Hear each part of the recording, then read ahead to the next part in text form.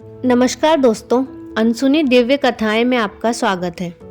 आज हम आपको एक ऐसी अनसुनी कथा सुनाने जा रहे हैं जिसमें राधा रानी ने भगवान श्री कृष्ण को ही चुनौती दे डाली। जब भक्त को अपने भगवान के सिवाय और कुछ दिखाई नहीं देता, जब उसे अपने भगवान से इतना प्रेम हो जाता है कि उसे खुद का भी भान नहीं रहता कि वह कौन है, तब वह अपने असली स्वरूप को ही भूल जाता है। कुछ ऐसा ही एक बार राधा रानी जी के साथ भी हुआ था। एक प्रचलित कथा के अनुसार एक बार श्री राधा जी ने भगवान श्री कृष्ण से कहा कि कोई भी गोपी तुम्हें मेरे समान प्रेम नहीं कर सकती। भगवान समझ गए कि राधा जी उनके प्रेम में अपने वास्तविक स्वरूप को ही भूल गई है। भगवान श्री कृष्ण ने राधा रानी से कहा कि गोपियाँ मुझे तुम्हारे समान ही प्रेम करती है।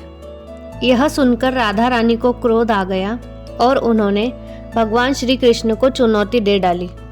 उन्होंने कृष्ण जी के चारों तरफ एक रेखा खींची और कहा, तुम मुरली बजाओ, और मुरली की आवाज़ सुनकर जो भी गोपी तुम्हें मेरे समान प्रेम करती होगी, केवल वही इस रेखा के अंदर आ पाएगी, वरना वह इस रेखा को छूते ही भस्म हो जाएगी। फिर श्री कृष्ण ने कहा कि ठीक है, और उन्होंने मुरली बजाना शुरू किया।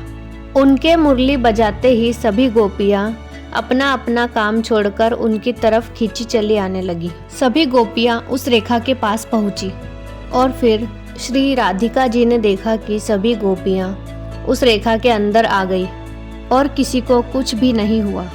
सभी गोपियाँ भगवान को प्रेम से एकटक देख रही थी। उन्हें अपने शरीर की सुध बुध ही नहीं थी। यह देखकर राधा जी भगवान श्री कृष्ण के चरणों में बैठकर रोने लगी। फिर राधा रानी ने कहा कि मुझे क्षमा कर दो, मैंने तुम पर केवल अपना ही अधिकार समझ लिया था। तो दोस्तों, यह थी भगवान श्री कृष्ण को राधा रानी द्वारा दिए गए चुनौती की कहानी। आपको यह कहानी कैसी लगी हमें कमेंट करके ज़रूर बताएं, और इस प्रकार की अन्य दिव्य कथाएं सुनने के लिए हमारे चैनल को सब्सक्राइब करें और इस वीडियो को लाइक और शेयर करना ना भूलें। राधे राधे।